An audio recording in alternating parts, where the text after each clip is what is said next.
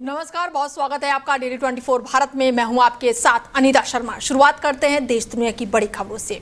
कर्नाटक से अहम जानकारी निकलकर सामने आ रही कि कर्नाटक के मुख्यमंत्री सिद्धारमैया ने इस्तीफा दे दिया है और ऐसे में राज्यपाल को सौंपा गया है इस्तीफा। बड़ी जानकारी बता दें कि कार्यकाल को लेकर सिद्धारमैया भावुक भी नजर आए हैं और राजनीतिक हलचल जो है वो तेज हो गई है। सत्ता परिवर्तन की संभावना है। ऐसे में बेंगलुरु से बड़ी राजनीतिक खबर निकलकर सामने आई है, जहां पर कर्नाटक के मुख्यमंत्री सिद्धारमैया ने अपना इस्तीफा सौंप दिया है। हालांकि उनकी इस्तीफा जो है अभी भी राज्यपाल ने स्वीकार किए जाना बाकी है। मुख्यमंत्री सिद्धारमैया ने कर्नाटक के राज्यपाल के विशेष सचिव को अपना इस्तीफा सौंपा है। बताया जा रहा है कि राज्यपाल जो है वो वर्तमान में राज्य से बाहर है और उनके आज रात लौटने के बाद से ये निर्णय लिया जाएगा। इस्तीफे के बाद से सिद्धारमैया अपने कार्यालय को याद करते हुए भावुक नजर आए हैं। उन्होंने कहा कि 2013 से लेकर अब तक उन्हें जनता और सहयोगियों का भरपूर समर्थन मिला है। उन्होंने अपने राजनीतिक सफर को संयोग बताते हुए कहा कि उन्होंने कभी नहीं सोचा था कि वो मुख्यमंत्री बनेंगे। फिलहाल इस घटनाक्रम के बाद से कर्नाटक की राजनीति में हलचल तेज हो गई है और आगे की स्थिति राज्यपाल के निर्णय पर निर्भर करती है। ऐसे में कर्नाटक में जो है वो सत्ता परिवर्तन को लेकर लगातार अटकलों का बाजार गर्म है और इसके बाद से सिद्धारमैया ने अपना इस्तीफा सौंप दिया है। कार्यकाल को लेकर सिद्धारमैया हालांकि भावुक भी नजर आए हैं और राजनीतिक हलचल तेज नजर आ रही है और सत्ता परिवर्तन की संभावना जताई जा रही है। राज्यपाल जो है वो राज्य से बाहर बताए जा रहे हैं, जिसके बाद से अब अटकलों का बाजार जो है वो बेहद ही गर्म हो गया है। डीके शिव कुमार जो है वो मुख्यमंत्री के तौर पर काम करेंगे और इसके साथ ही राज्यपाल को इस्तीफा सौंपा गया है। बड़ी जानकारी कर्नाटक से निकलकर सामने आ रही है कि सिद्धारमैया ने कर्नाटक के सीएम पद से इस्तीफा देकर बीते कुछ दिनों से चल रही सभी राजनीतिक अटकलों पर पूरी तरह से विराम लगा दिया है। इस्तीफा देने के बाद उन्होंने हाईकमान से जैसा बोला मैंने वैसे किया। पार्टी आलाकमान ने मुझे पहले ही इस्तीफा देने के लिए कहा था। मुझ पर भरोसा है कि जब वो राज्यपाल आएंगे तो उसे वो स्वीकार कर लेंगे। ऐसे में बड़ी जानकारी निकलकर सामने आ रही है कि पार्टी आलाकमान ने मुझे पहले ही इस्तीफा देने के लिए कहा था। सिद्धारमैया का बड़ा बयान निकलकर सामने आया है और मुझे पूरा भरोसा है कि राज्यपाल आएंगे तो वो इसे स्वीकार कर लेंगे। बड़ी जानकारी निकलकर सामने आ रही है कर्नाटक से, जहां पर सिद्धारमैया जो है उन्होंने इस्तीफा दे दिया है और इस दौरान वो भावुक नजर आए हैं। उन्होंने 2006 में पार्टी में शामिल होने के बाद से ही मिले समर्थन के लिए सोनिया गांधी, राहुल गांधी और मल्लिकार्जुन खड़गे और कांग्रेस कार्यकर्ताओं का धन्यवाद किया है। ऐसे में कर्नाटक में काफ़ी दिनों से चल रही हलचल को फिलहाल पूर्ण विराम लग चुका है। अंशु अवस्थी जी जुड़ चुके हैं, कांग्रेस से प्रवक्ता है हमारे साथ। उनसे बातचीत करते हैं कि बहुत समय से कर्नाटक की राजनीति में लगातार हलचल देखने को मिल रही थी और अब जो है हलचल कहीं ना कहीं विराम लेती हुई दिख रही है। अंशु जी, देखिए, कर्नाटक की सरकार अच्छा काम कर रही है, जनता के हित में काम कर रही है और कर्नाटक में नेतृत्व परिवर्तन हुआ है। सबकी मांग थी कि डीके शिव कुमार जी को जो है नेतृत्व दिया जाए।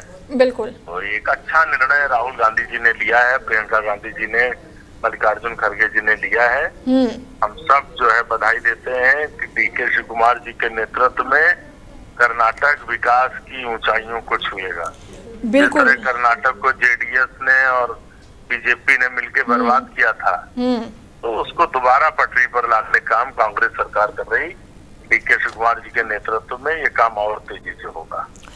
बिल्कुल। ऐसे में इस्तीफा देते समय वो थोड़े भावुक भी नजर आए हैं और कहा है कि जैसा आलाकमान ने कहा है मैंने वैसा ही काम किया। तो क्या कोई दबाव था? नहीं, ये सब नहीं होता। नेतृत्व परिवर्तन अच्छी बात होती है, हर जगह होता रहता है। सिद्धारमैया जी हमारे वरिष्ठ नेता हैं, पार्टी उनके लिए, कांग्रेस पार्टी में सभी के लिए काम होते हैं, सभी जो है नेतृत्व के निर्णय को मानते हैं और जब जो मौका देती है उस समय वो काम करते हैं। सिद्धारमैया जी ने बहुत अच्छे कर्नाटक के लिए काम किए, क्योंकि पिछले 15 सालों में जेडीएस की और जो बीजेपी सरकारें थी उन्होंने बहुत पीछे ले जाने का काम किया। आज बेंगलोर जो दुनिया का आईटी का हब है, बिल्कुल बिल्कुल। तो उसको कमजोर किया, तो तमाम रोजगार के जो अवसर हिंदुस्तान के नौजवानों को मिलते वो कम हुए। बिल्कुल, तो वो काम जो है आगे। ऐसे में अंशु जी क्या ये 2.5 साल वाला फॉर्मूला है? अंशु जी यही है जी, ये कार्यकाल जो है ये 2.5 साल वाला फॉर्मूला है? यही वाला है।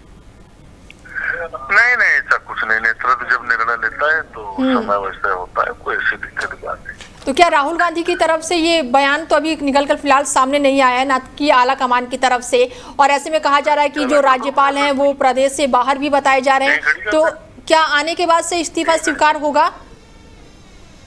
नहीं वहाँ ऐसी कोई समस्या नहीं, नया हो गया, नई सरकार बन गई। ठीक है, जुड़ने के लिए बहुत शुक्रिया आपका। बता दें कि कर्नाटक में कई दिनों से चल रही राजनीतिक सियासत उठक पटक के बाद अब पूर्ण तरह से विराम लगता हुआ नजर आ रहा है। सिद्धरमैया ने कर्नाटक के सीएम पद से इस्तीफा देकर बीते कुछ समय से चल रही सभी राजनीतिक अटकलों पर पूर्ण विराम लगा दिया है, और इसके साथ ही इस्तीफा देने के बाद उन्होंने कहा कि हाईकमान ने जैसा बोला मैंने वैसा किया। पार्टी आलाकमान ने मुझे पहले ही इस्तीफा देने के लिए कहा था। और हमारे साथ फोन लाइन पर जुड़ चुके हैं मैनेजिंग एडिटर रमेश ठाकुर जी हैं, उनसे जानते हैं कि किस तरीके से इस खबर को देख रहे हैं, क्योंकि कर्नाटक में बहुत समय से राजनीतिक अटकलें चल रही थी वो, और अब वो पूरी तरह से पूर्ण विराम लग गया है, सत्ता परिवर्तन हो गया है। तो क्या ये 2.5 साल वाला फॉर्मूला है? सर किस तरीके से देख रहे हैं? अनीता देखो, ये फॉर्मूला पहले तय हो गया था जब 2023 में चुनाव हुआ था कर्नाटक के बीच में, और दो बड़े नेता आमने सामने थे, बिल्कुल, डीके शिव कुमार और दूसरे सिद्धरमैया। तो दोनों के बीच में फॉर्मूला बना था 2.5 साल का। एक पहले जो सीनियरिटी के हिसाब से सिद्धरमैया साहब हैं, उनको पहले भी मुख्यमंत्री बनने का अनुभव है कर्नाटक में, फिर दोबारा से जब उनको बनाया गया, अब उनके सामने डीके शिव कुमार अगर साउथ की बेल्ट का अगर देखा जाए तो सबसे धनी नेता माने जाते हैं, मालदार नेता माने जाते हैं। तो उस इलाके का अगर फाइनेंशियल स्ट्रक्चर की अगर मैं बात करूं कांग्रेस की, तो डीके शिव कुमार है। तो उस समय दोनों में ये हुआ था कि ठीक है, अभी सिद्धरमैया जी जो है वो मेरे से सीनियर है, आप उनको 2.5 साल का उनको मौका दो, उसके बाद मुझे दो। लेकिन बीच में एक चीजों को लेकर कंफ्लिक्ट हुआ था। आपको ध्यान हो, पिछले अक्टूबर नवंबर में भी दोनों पार्टी दिल्ली पहुंची थी, फिर राहुल गांधी के हस्तक्षेप के बाद ये चीजें खत्म हुई थी। तो उनको समझाया गया था कि अभी इस समय मीडिया में चीजें आ गई हैं, पब्लिक डोमेन में भी आ गई हैं, और दूसरी अपोजिशन पार्टी जो है उस समय अब कर्नाटक में 66 सीटें भारतीय जनता पार्टी के पास है, वो भी अच्छे फॉर्म में है। तो उस समय उनको कहा गया कि अभी मामला शांत करो, कुछ महीने के बाद में फिर ये चीजें सत्ता परिवर्तन कर लेंगे। तो मुझे लग रहा है ये पटकथा पहले लिखी जा चुकी थी, अब समय आ गया था कि भाई जून आते ही ये सत्ता परिवर्तन कर दी जाएगी, और डीके शिव कुमार को जो इस समय डीसी हैं, डिप्टी सीएम है, उनको सीएम पद दे दिया जाए ताकि माहौल को शांत कर लिया जाए। क्योंकि कांग्रेस बिल्कुल नहीं चाहती है कि वहां पे कर्नाटक के बीच में भी Bharatiya Janata party operation lotus को सफल कर दे। आपको याद हो, क्योंकि इस बीजेपी के जो एलओपी वहां पे हैं, आर सुरेश, वो पूरी तरीके से डीके शिव कुमार के ऊपर डोरे डाल रहे थे कि आपको किसी तरीके से एकनाथ शिंदे बन जाओ और अपनी पार्टी से लगभग 40-50 जो एमएलए हैं वो आप तोड़ के ले आओ, हम आपको सीएम बना देंगे, और बाकी हमारे 66 विधायक तो ही। तो इस तरह की बातें, इस तरह की ऑफर डीके शिव कुमार के पास जा चुका था। लेकिन ये बात जब भनक दिल्ली में आई तो सोनिया गांधी, राहुल गांधी, प्रियंका गांधी ने उनको समझाया, आपको सीएम बनना है, हम ही बनाएंगे, आपको कहीं जाने की जरूरत नहीं है। मुझे लग रहा वो समय, आज की जो डेट है वो मुकर्रर हो गई और उनका भी सपना पूरा हो गया। तो ऐसे में सर क्या राज्यसभा जाएंगे सिद्धरमैया? हालांकि वो तो मना कर रहे हैं। नहीं, ये देखो इसमें क्या है, कांग्रेस भारतीय जनता पार्टी का फार्मूला एप्लीकेबल करना चाहती है। बिल्कुल, क्योंकि ये तो वैसे ही हो गया कि जैसे बिहार में हो गया, बिल्कुल। नीतीश कुमार के साथ में हो गया, नीतीश कुमार को राज्यसभा बना के दिल्ली भेज दिया और उनके बेटे को वहां पे कैबिनेट दे दिया। और यही कमोबेश मुझे लग रहा कर्नाटक में भी हो रहा है। सिद्धरमैया के जो बेटे हैं डॉक्टर यतेंद्र सिद्धरमैया, वो भी वहां पे है। ये मतलब प्रयास लगाए जा रहे थे। यहाँ पे भी बिहार का फार्मूला कांग्रेस एप्लीकेबल करेगी, सिद्धरमैया को राज्यसभा भेज देगी दिल्ली, और उनके जो बेटे हैं उनको बैकडोर से कैबिनेट में मंत्री बना दिया जाएगा। लेकिन मुझे लगता नहीं ये फार्मूला वो एप्लीकेबल करेंगे। जैसे आपने भी कहा, उन्होंने पहले बोल दिया कि मुझे राज्यसभा नहीं जाना है, मुझे जो राजनीति करनी है अपने लोगों की करनी है और अपने प्रदेश की करनी है, और उसी पे वो मुझे लग रहा है। ठीक है सर, समय का थोड़ा सा अभाव है, बहुत छोटा सा जवाब दीजिएगा। एक सवाल मेरा और होगा आपसे, क्या कर्नाटक में 4 डिप्टी सीएम को निकलकर खबर सामने आ रही है, तो क्या कर्नाटक में इस बार डीके शिव कुमार के साथ 4 डिप्टी सीएम होंगे? नहीं, 4 तो नहीं होंगे, मुझे लगता है 1 या 2 डिप्टी सीएम को बनाया जाएगा, क्योंकि गैप को भरना पड़ेगा। क्योंकि एक अनीता, आपको पता है, किसी भी प्रदेश में एक सीनियर और वरिष्ठ नेताओं की एक लंबी कतार होती है। बिल्कुल। अब उनको कहीं ना कहीं आपको सेट करना पड़ेगा, या तो कैबिनेट में आपको जगह दो, या बहुत बड़े कद का जो नेता है उसको डीसी से पहले तो वो मानने वाला है नहीं। अगर डीके शिव कुमार अगर मान जाते, जिस तरीके से आपने कहा कि और भी जो नेता है, तो ये क्यों नहीं माने? इनको भी तो डीसी दे दिया गया था। इतना बड़ा पद होता है कि सीएम के बाद दूसरा पद होता है, लेकिन वो फिर भी नहीं माने। लेकिन मुझे लगता नहीं है 4 डिप्टी सीएम, और इतना बड़ा राज्य है नहीं, 220-22 सीटों वाला राज्य है, और क्योंकि 2-2.5 साल के बाद में फिर वहां पे चुनाव होना है, तो कांग्रेस इस तरह की कोई चीज नहीं करेगी। पता चला कि 4 डिप्टी सीएम बना दिए, फिर डीके शिव कुमार के पास बचेगा क्या? बिल्कुल। और ऐसे में क्या सर, सिद्धरमैया के, ठीक है, सिद्धरमैया के जो बेटे हैं उन्हें कैबिनेट में जगह मिल सकती है? मुझे लगता नहीं है कि डॉक्टर यतेंद्र वहीं भी एमबीबीएस है, उनका अपना हॉस्पिटल भी है, अपना एक उनका कैरियर है, वो अपना कैरियर छोड़ के राजनीति में आए। अगर उनको राजनीति में प्रत्यार्पण करना था तो पिछला चुनाव के समय भी उनकी बात हो रही थी, टिकट देने की बात हो रही थी, तो उस समय भी वो नहीं आया। तो मुझे लगता नहीं है कि वो मैंने पहले भी कहा, बिहार का फॉर्मूला यहाँ एप्लीकेबल किया नहीं जाएगा। ठीक है सर, 100 से ज्यादा विधायक सिद्धरमैया के पास है, फिर भी उन्होंने कैसे हथियार डाल दिया? क्या कोई दबाव था ऊपर से, आला कमान की तरफ से? नहीं, देखिए, कांग्रेस में अच्छी बात है, क्योंकि कांग्रेस हाईकमान जो भी फैसला लेता है तो ये सब लोग मानते हैं, ये अच्छी बात है। अगर इतना विधायकों का गुट अगर किसी के पास है तो वो आखिर से रह सकता है, वो अपनी पावर की शक्ति का वो प्रदर्शन भी कर सकता है। लेकिन ऐसा हुआ नहीं। राहुल गांधी ने, और दिल्ली जब तक ये सारी बात आई तो उनको समझाया गया कि आपको जो 2 बार आपको सीएम बनाया गया, और अब भी प्रदेश की कमान आपके हाथ में है, क्योंकि अगला चुनाव भी है।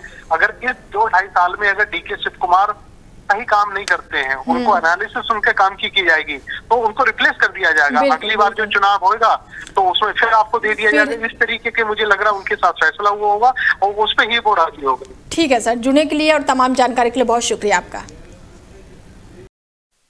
वहीं केंद्र सरकार ने शिक्षा और परीक्षा प्रणाली से जुड़े मुद्दों को लेकर एक बार फिर से उच्च स्तरीय बैठक की है। केंद्रीय शिक्षा मंत्री धर्मेंद्र प्रधान ने सीबीएसई के वरिष्ठ अधिकारियों के साथ चर्चा की, जिसमें बोर्ड परीक्षाओं की व्यवस्था, मूल्यांकन प्रक्रिया और परीक्षा प्रणाली को और अधिक पारदर्शी बनाने जैसे विषयों पर चर्चा की गई। इसके साथ ही नीट मामलों को लेकर भी राजधानी दिल्ली में रक्षा मंत्री राजनाथ सिंह के आवास पर एक अहम बैठक हुई, और इस बैठक में केंद्रीय शिक्षा मंत्री धर्मेंद्र प्रधान के साथ केंद्रीय मंत्री ज्योतिरादित्य सिंधिया भी मौजूद रहे। सूत्रों से मिली जानकारी के अनुसार बैठक में परीक्षा से जुड़े विभिन्न पहलुओं पर गंभीर चर्चा की गई और व्यवस्थाओं को और मजबूत बनाने के लिए संभावित सुधारों पर मंथन किया गया। छात्रों के हितों और परीक्षा प्रणाली की विश्वसनीयता को बनाए रखने पर विशेष जोर दिया गया। फिलहाल केंद्र सरकार स्तर पर पूरी तरह से मामले को लेकर लगातार समीक्षा जारी है और आगे भी उच्च स्तरीय बैठकों के होने की संभावना जताई जा रही है। नीट परीक्षा मामले को लेकर रक्षा मंत्री राजनाथ सिंह के आवास पर बड़ी बैठक हुई है। धर्मेंद्र प्रधान भी इस दौरान मौके पर मौजूद रहे। हमारे साथ फोन लाइन पर जुड़ चुके हैं रमेश ठाकुर जी हैं और मैनेजिंग एडिटर हैं। उनसे जानते हैं कि लगातार शिक्षा के क्षेत्र में बहुत दिनों से खबर आ रही है कि यहाँ पर पेपर लीक हो गया, सीबीएसई की परीक्षाएं जो हैं उसमें मूल्यांकन को लेकर गड़बड़ी चल रही है। तो सबसे पहले सवाल यही होगा कि किस तरीके से देख रहे हैं आप, लगातार बच्चों के भविष्य के साथ खिलवाड़ हो रहा है। सर अनीता, मुझे लगता है इस दौर से आप भी गुजरी हो, मैं भी गुजरा हूँ। बिल्कुल, क्योंकि बोर्ड की परीक्षा जब हम लोग देते थे बड़ी नीट फेयर मानी जाती थी, कभी इस तरीके की चीजें सामने निकल के नहीं आ पाती थी। अब एक वेदांत बच्चे का मामला जब तूल पकड़ता है तो उनमें जो उनके नंबर उनके मुताबिक बहुत कम दिए गए, तो उन्होंने कहा, सीबीएसई से उन्होंने डिमांड करी कि मेरी ओरिजिनल कॉपी को मुझे शेयर किया जाए। बिल्कुल। जब उनकी कॉपी सामने आ जाती है तो जो बच्चा दलील दे रहा था कि उनके साथ गड़बड़ी हुई वो पाई गई। उसके बाद सीबीएसई ने अपनी गलती को माना कि नहीं, हमसे गलती हुई है, और पता नहीं किस तरीके से विभिन्न तरीके से उन्होंने दलीलें दी, जो दलीलें बिल्कुल गले से उतरती नहीं है। अब इसके बाद क्या होता है, पूरे देश भर से बच्चों ने, इस समय बताते हैं कि 10,000 से ऊपर बच्चों ने डिमांड कर दी है कि हमारी भी कॉपी दी जाए, हमें भी कुछ संदेह है, हमें भी कोई शक है।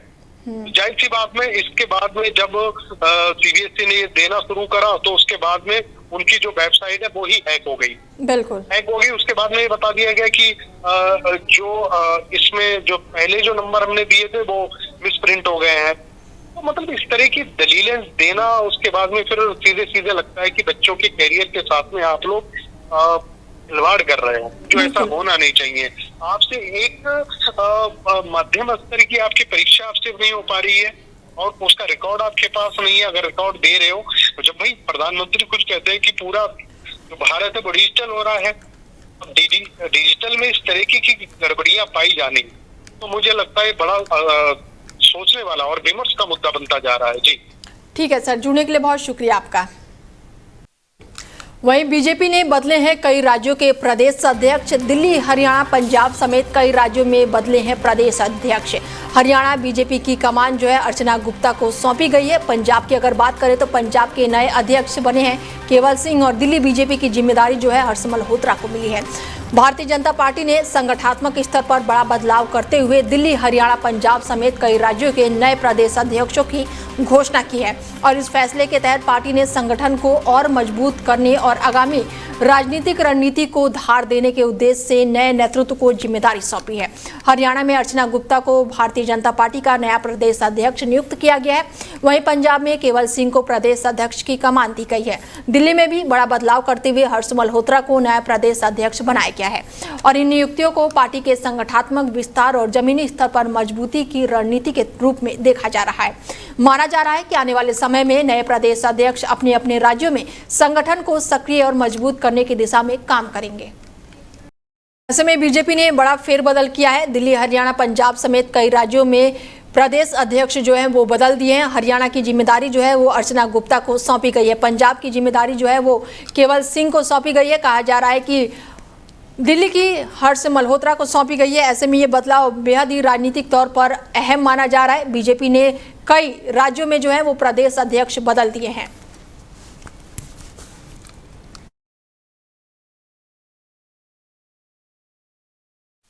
वहीं मिडिल ईस्ट में तनाव एक बार फिर से गंभीर हो गया है। खबरों की माने तो अमेरिका ने आत्मरक्षा का हवाला देते हुए ईरान के रणनीतिक नौसैनिक क्षेत्र के बंदर अब्बास में मिसाइल साइट्स और तेज गति वाली नौकाओं को निशाना बनाया है और इस हमले के बाद से ईरान ने कड़ा पलटवार करते हुए अमेरिकी एयरबेस को निशाना बनाया, जिससे क्षेत्र में तनाव और भी बढ़ गया है। दोनों देशों के बीच सैन्य कार्रवाई के चलते स्थिति बेहद ही संवेदनशील बनी हुई है। ईरान के विदेश मंत्रालय ने बंदर अब्बास पर हुए हमले की कड़ी निंदा की है और इसे अंतर्राष्ट्रीय कानून का उल्लंघन भी बताया। फिलहाल पूरे मिडिल ईस्ट में हालात तनावपूर्ण बने हुए और अंतर्राष्ट्रीय समुदाय स्थिति पर नजर बनाए हुए हैं। वहीं मिडिल ईस्ट में तनाव एक बार फिर से बढ़ गया है। खबरों की माने तो अमेरिकी सेना ने बुधवार रात को ईरान में एक सैन्य ठिकाने पर नए हवाई हमले किए और एक अमेरिकी अधिकारी ने बताया कि यह कार्रवाई उसे ठिकाने के खिलाफ की गई है, जिसमें अमेरिकी बलों और होर्मुज स्ट्रेट में गुजरने वाले वाणिज्य जहाजों के लिए खतरा माना जा रहा है। इसके अलावा अमेरिकी सेना ने कई ईरानी ड्रोन भी मार गिराए हैं, जिन्हें संभावित खतरा समझा गया है।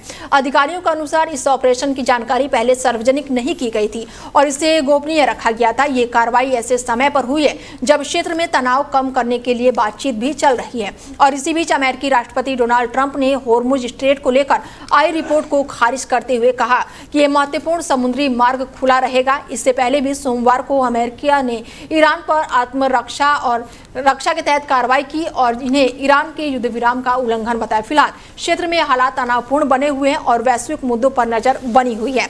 हमारे साथ इस खबर पर अमित जी जुड़ चुके हैं, राजनीतिक विशेषज्ञ, उनसे जानते हैं कि किस तरीके से देख रहे हैं। लगातार कहा जा रहा है कि युद्ध विराम होने वाला है, थमने वाला है, लेकिन कहीं से भी खबर निकलकर सामने नहीं आ रही है कि ये युद्ध जो है थमने वाला है।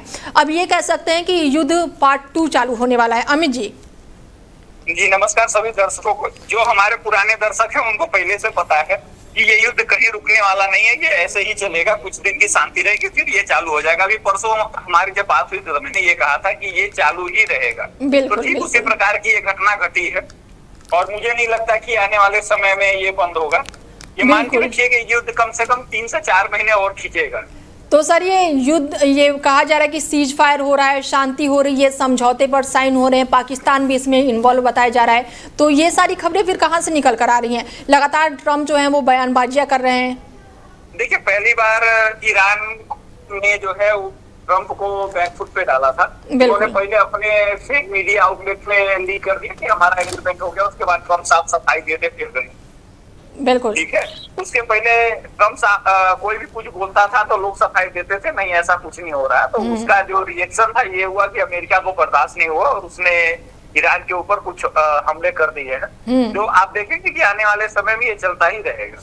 बिल्कुल, अगर आप ऐसा बोल रहे हैं सर कि आने वाले समय में ये चलता ही रहेगा, तो कच्चे तेल की कीमत आज बढ़ गई है, डीजल पेट्रोल की कीमत में आप देख ही रहे हैं, सीएनजी देख ही रहे हैं, तो फिर भारत का और आगे क्या होने वाला है? देखिए मोदी जी ने जो कहा है वो क्लियर कंफर्म है कि भैया आपको सेविंग करनी होगी। अब आप जितना जल्दी सीख जाएंगे उतना अच्छा है, नहीं सीखेंगे आपकी सिरदर्दी है। प्राइम मिनिस्टर जब कुछ बोल रहा है तो देखिए हमारे आपसे बहुत ज्यादा रिसोर्सेज प्राइम मिनिस्टर के पास होते हैं।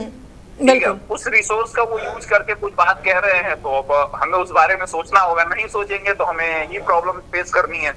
जो हमारे लीडर है उनको तो कुछ होना नहीं है, उनके पास तो किसी चीज की कमी है नहीं, हमारे टैक्स का पैसा है और ऐसी जिंदगी है। बिल्कुल ठीक है सर, जुड़ने के लिए बहुत शुक्रिया आपका।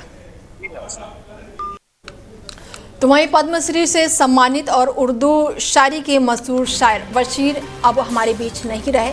बड़ी जानकारी निकलकर सामने आई है कि पद्मश्री शायर बशीर बद्र का निधन हो गया है। 91 साल की उम्र में भोपाल में उन्होंने अंतिम सांस ली।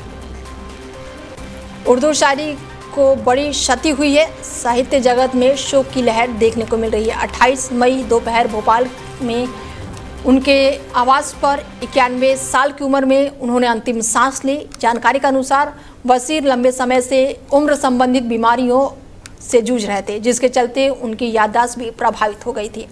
पिछले कुछ समय से उनकी तबीयत लगातार बिगड़ती जा रही थी और उनका असली नाम जो है वो सैयद मोहम्मद बशीर था। उनका जन्म 15 फरवरी 1935 को हुआ था और वो अपनी सरल, भावनात्मक और दिल को छू लेने वाली शायरी के लिए दुनिया भर में प्रसिद्ध थे।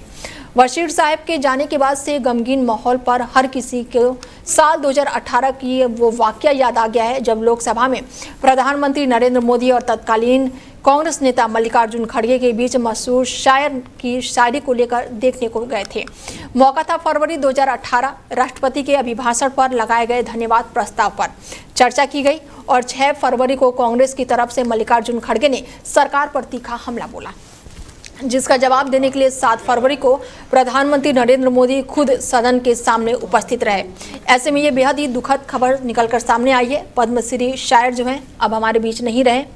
91 साल की उम्र में भोपाल में उन्होंने अंतिम सांस ली है और उर्दू शायरी को बड़ी क्षति हुई है। साथ ही तमाम साहित्य जगत के लोग जो हैं शोक में डूबे हुए हैं। जावेद अख्तर समेत कई हस्तियों ने दुख जताया है। वहीं पिछले 15 दिनों में तेल की कीमतों ने पूरे दक्षिण एशिया में हलचल मचा दी है। कहीं दामों में तेज बढ़ोतरी हुई है तो कहीं सरकारों ने राहत देने के लिए कटौती की है। इसका सीधा असर आम जनता और ट्रांसपोर्ट सेक्टर पर देखने को मिल रहा है। भारत में इस दौरान पेट्रोल और डीजल की कीमतों में करीब 7 से 8 रुपए प्रति लीटर की बढ़ोतरी दर्ज की गई है। कई शहरों में पेट्रोल 100 से 110 रुपए प्रति लीटर के पार पहुंच गया है, जिससे महंगाई का दबाव और भी बढ़ गया है। पाकिस्तान में हालात जो है वो अलग ही रहे हैं, जहां पर पहली भारी बढ़ोतरी के बाद से कुछ राहत भी दी गई है, लेकिन कीमतें अभी भी ऊंचे स्तर पर बनी हुई है। बांग्लादेश में कोई भी बड़ा बदलाव नहीं हुआ है, लेकिन दाम पहले से ही काफी अधिक है। नेपाल में हल्की बढ़ोतरी दर्ज की गई है, जबकि श्रीलंका में स्थिति धीरे धीरे स्थिर होती हुई नजर आ रही है। हालांकि कीमतें अभी भी सामान्य से ऊपर है। वहीं चीन में सरकारी नियंत्रण के चलते बड़े उतार चढ़ाव नहीं देखने को मिले। कुल मिलाकर मिडिल ईस्ट तनाव और कच्चे तेल की वैश्विक कीमतों का असर पूरे क्षेत्र में साफ दिखाई दे रहा है, जहां हर देश अपनी अर्थव्यवस्था के हिस्से से अलग अलग फैसले ले रहा है। दिल्ली में केंद्रीय मंत्री शिवराज सिंह चौहान ने प्रधानमंत्री आवास योजना ग्रामीण के तहत वित्तीय साल 2026 और 27 के लिए 12 राज्यों को पहली किस्त जारी की है। और इस अवसर पर उन्होंने कहा कि प्रधानमंत्री का संकल्प है कि देश के हर गरीब को पक्का मकान मिले। उन्होंने बताया कि 2016 से प्रधानमंत्री आवास योजना ग्रामीण के तहत यह अभियान लगातार चलाया जा रहा है, जिसका उद्देश्य ग्रामीण क्षेत्रों में आवासहीन परिवारों को पक्का घर उपलब्ध कराना है। शिवराज सिंह चौहान ने जानकारी दी कि अब तक इस योजना के तहत 3 करोड़ 91 लाख लोगों के घरों की मंजूरी दी जा चुकी है, जिनमें से 3 करोड़ 5 लाख रुपए अधिक के घर जो हैं वो पूरे हो चुके हैं। आज 12 राज्यों को 10,021 करोड़ 42 लाख रुपए की मदर सैंक्शन जारी की गई है। प्रधानमंत्री जी का संकल्प है हर गरीब को पक्का मकान मिले, पक्का आवास मिले, और उसके लिए 2016 से ही प्रधानमंत्री आवास योजना ग्रामीण के माध्यम से हर आवासहीन को पक्का मकान उपलब्ध कराने का अभियान चल रहा है। मुझे बताते हुए खुशी है कि अब तक लगभग इस योजना के अंतर्गत केवल ग्रामीण क्षेत्र में हमने 3 करोड़ 91 लाख घरों को मंजूरी दी और उनमें से 3 करोड़ 5 लाख से ज्यादा पूरे हो गए। शहरी आवास योजना के मकान अलग हैं, उनको मिला के तो 4 करोड़ बहुत पहले पूरे हो चुके हैं।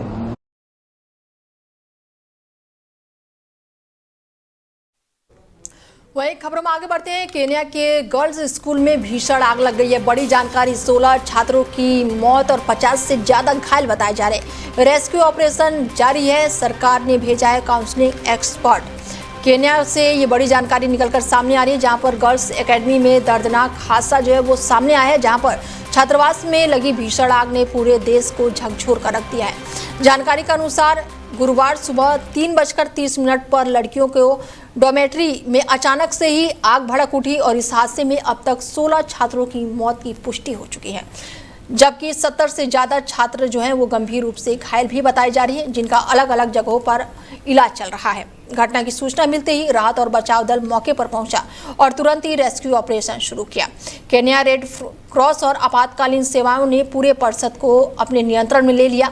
शुरुआत में 10 मौतों की पुष्टि हुई थी, लेकिन बाद में गंभीर रूप से झुलसी 6 और छात्रों ने दम तोड़ दिया, जिससे मृतकों की संख्या बढ़कर 16 हो गई। कई छात्रों की हालत अभी भी नाजुक बताई जा रही है। सरकार की ओर से काउंसलिंग विशेषज्ञों को भी तैनात किया गया है, ताकि पीड़ित परिवार, छात्रों और राहत कर्मियों को मानसिक सहयोग दे सके। केन्या के राष्ट्रपति ने भी इस हादसे पर गहरा दुख जताया है और शोक व्यक्त किया है। कहा है कि सरकार का पूरा ध्यान घायलों के इलाज, राहत कार्य और घटना की जांच पर है।